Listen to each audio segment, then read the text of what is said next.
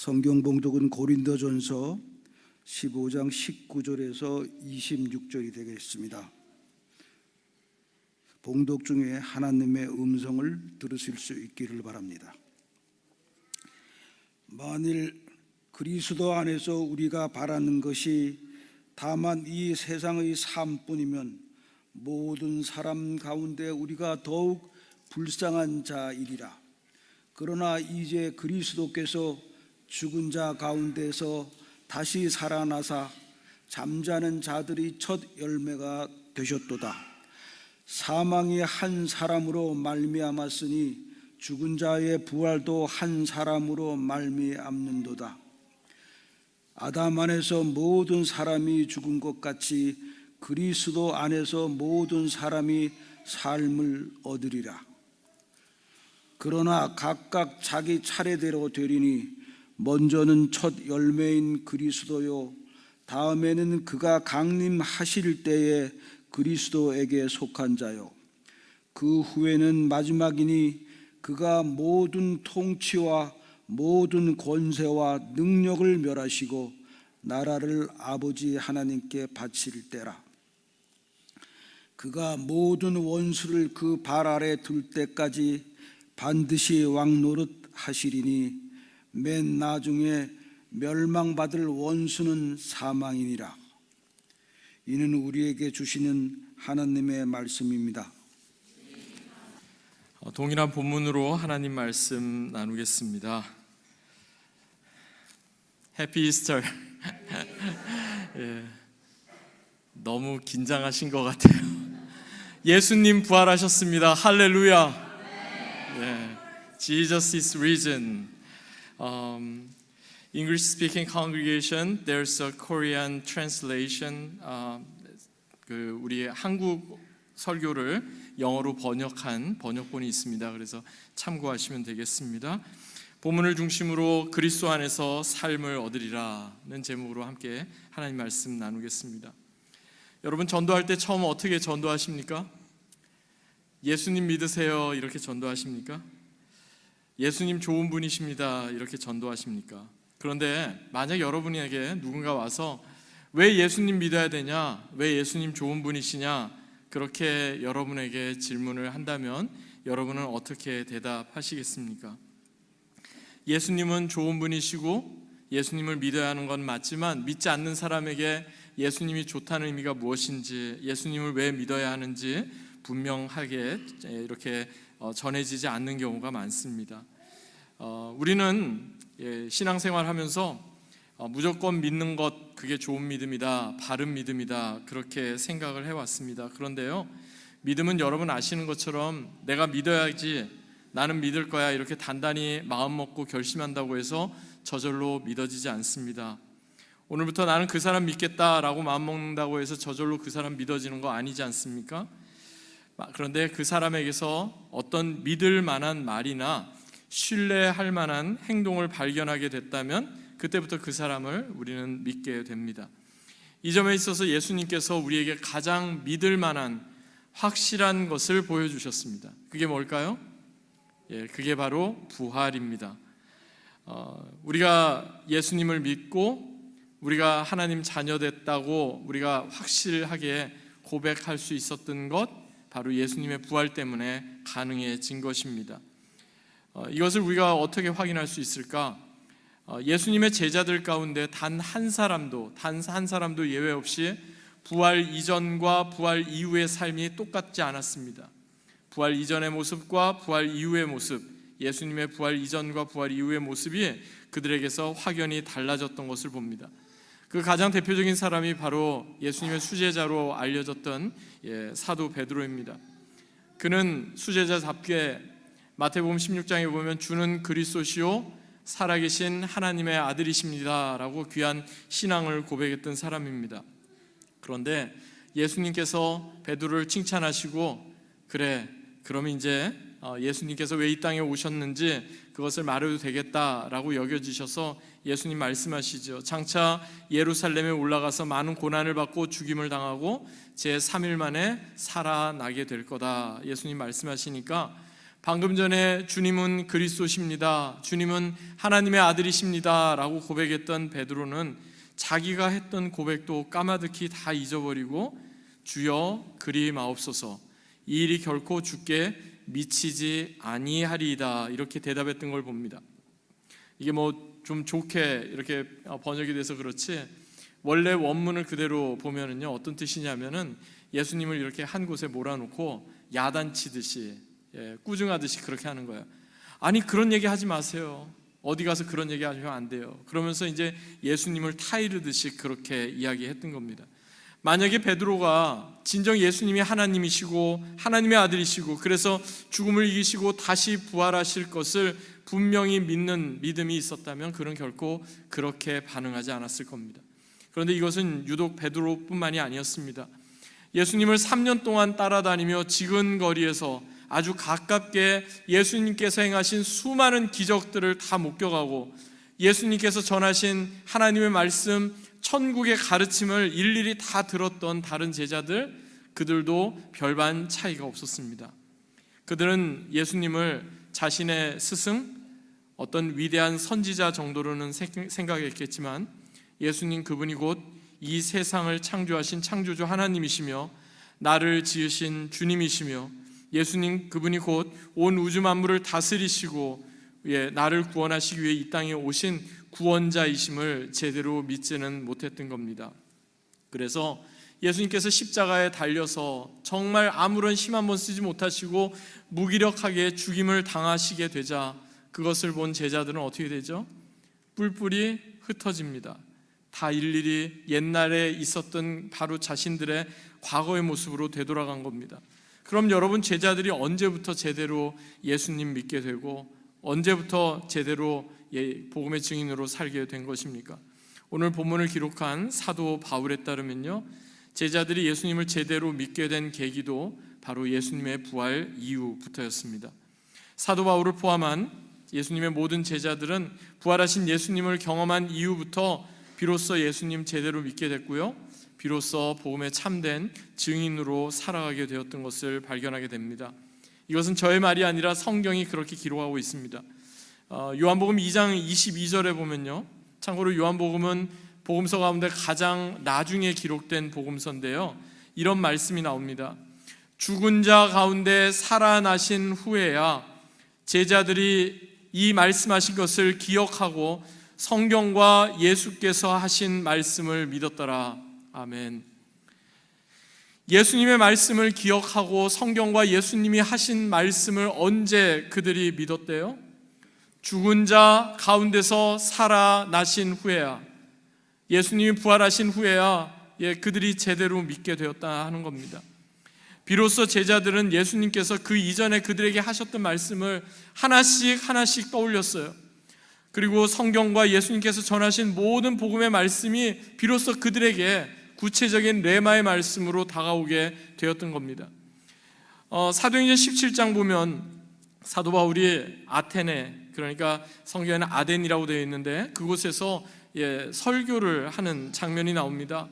그 가운데 아테네 사람들에게 사도 바울이 이렇게 말씀합니다. 17장 31절 보니까요 그를 죽은 자 가운데서 다시 살리신 것으로 모든 사람에게 믿을 만한 증거를 주셨음이니라. 아멘. 하나님께서 믿을 만한 증거를 무엇으로 주셨대요? 예수님을 죽은 자 가운데서 다시 살리신 것으로 그것이 참 증거가 됐다는 겁니다. 그러니까 우리에게 있어서 부활이 없다면 우리의 믿음은 아무것도 아니에요. 우리 예수님 믿는다고 하지만 그 예수님 믿는 것은 모래 위에 세운 모래성에 불과할 거예요.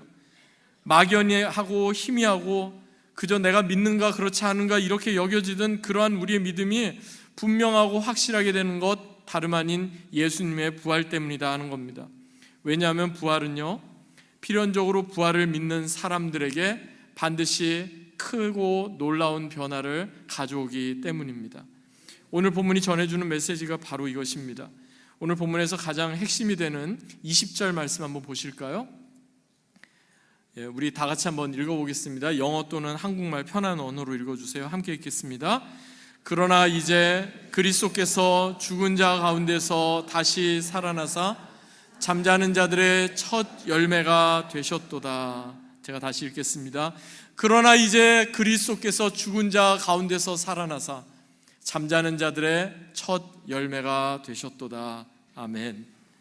특별히 예수님께서 죽은 자 가운데서 다시 살아나셔서 잠자는 자들의 첫 열매가 되셨다. 이 말씀은요, 그냥 어떤 문학적인 그런 표현도 아니고 어떤 레토릭이 결코 아니었던 겁니다. 예수님께서 부활하신 날이 언제입니까? 안식 후 첫날, 성경에 그렇게 나와 있죠.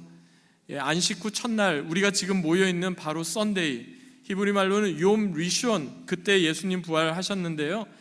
예수님이 부활하신 그날은 그냥 아무런 날이 아니었어요. 구약의 성경의 절기에 따르면 첫 번째 이삭의 절기라고 알려진 Feast of First Fruits, 한국말로는 초실절이라고 되어 있는데요. 바로 첫 번째 이삭의 절기, 바로 그때 예수님이 부활하신 거예요. 6월절로부터 그 다음 날 무교절이 시작되죠. 그리고 무교절 둘째 날이 바로 초실절, Feast of the Fruits, First Fruits, 첫 이삭의 절기인데요. 예수님께서는 정확히 6월절 양 잡는 때에 예수님이 십자가에 달려 돌아가셨고, 정확히 사흘 만에, 즉 3일째 되던 날 첫 이삭의 절기인 초실절에 성경대로 부활하셨다는 겁니다. 특이한 사실은 주이시 칼렌더, 유대력에 따르면 바로 이날 초실절로부터 본격적인 봄 수확이 시작돼요. 그리고 그 봄 수확이 언제까지 이어지냐 하면 샤부옷, 즉 오순절, 77절까지 계속해서 50일 동안 이어지고 있는 것을 보게 됩니다. 그러니까 사도 바울은 지금 성경의 절기에 따라 그냥 아무렇게나 이렇게 한 게 아니라 바로 그 첫 이삭의 절기인 초실절에 예수님 부활하신 것을 가리켜서 부활의 첫 열매다, 이렇게 지금 말씀하고 있는 거예요. 부활의 첫 열매다 하는 것은 무슨 뜻이겠어요? 부활의 두 번째 열매도 있고, 부활의 세 번째 열매도 있고, 부활의 네 번째 열매도 있고, 계속해서 그 부활의 열매들이 이어진다는 그런 뜻이죠.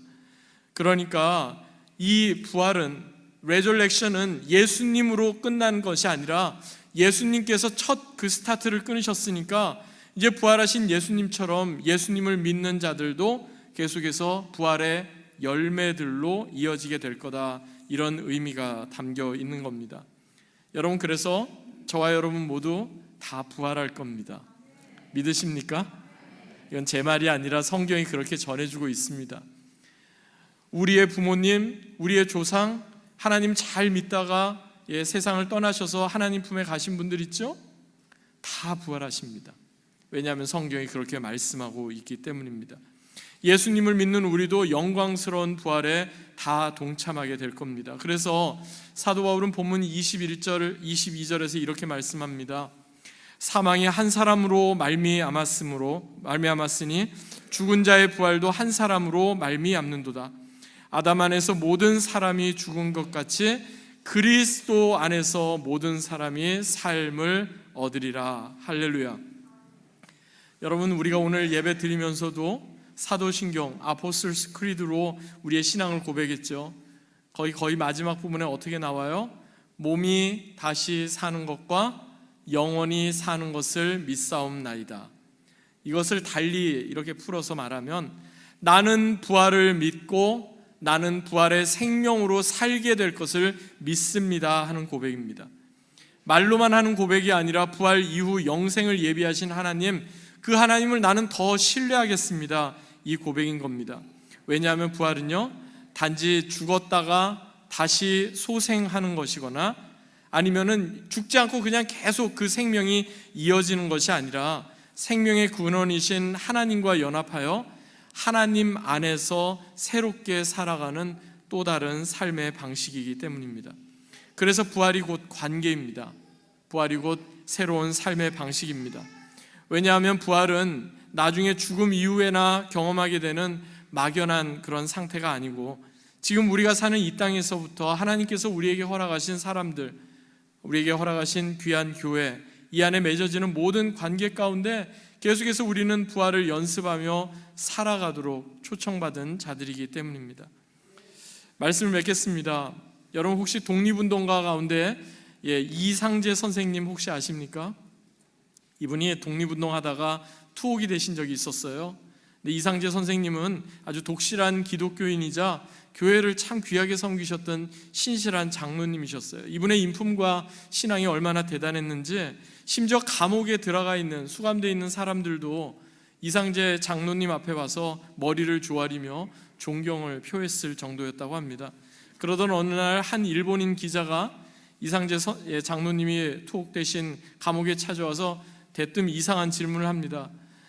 제가 듣기로 인도의 간디는 평소 100세까지 산다고 말했고 다들 오래 살고 싶어 하는데 선생께서는 얼마나 더 사실 계획이십니까? 얼마나 더 살고 싶으십니까? 감옥에 갇힌 분한테 그렇게 물었던 거예요. 일제치하의 감옥에 갇혀서 언제 생을 마감하게 될지 모르는 그런 상황에서 이상재 장로님이 어떻게 대답하셨는지 아세요? 사람이 한번 태어났으면 영원히 사는 것이지 죽기는 왜 죽어? 이렇게 대답했답니다.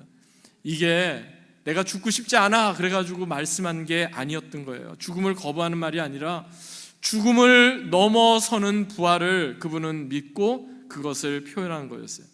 이상재 장로님은요, 참된 부활신앙으로 살았던 거예요.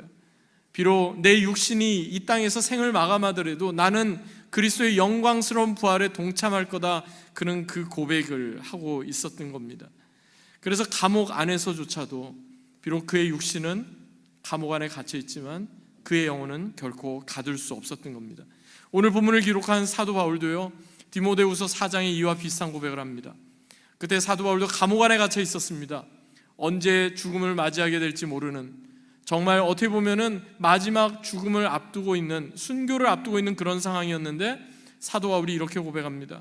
디모데후서 4장 7절 8절 보니까 나는 선한 싸움을 싸우고 나의 달려갈 길을 마치고 믿음을 지켰으니 이제 후로는 나를 위하여 의의 면류관이 예비되었으므로 주 곧 의로우신 재판장이 그날에 내게 주실 것이요 내게만 아니라 주의 나타나심을 사모하는 모든 자에게 도니라. 사도 바울에게 있어서 부활은 구체적인 실체였던 겁니다. 너무나 선명하고 너무나 구체적이고 너무나 실제적인 것이었기에 그는 이렇게 고백할 수 있었습니다. 그렇습니다. 오늘 우리가 기뻐하는 예수님의 부활이 바로 이와 같습니다. 우리가 믿고 확신하는 부활 신앙이 바로 이와 같은 것입니다. 그렇습니다. 이 세상 그 어떤 역사적 사건도 부활의 사건의 의미를 뛰어넘을 수가 없습니다.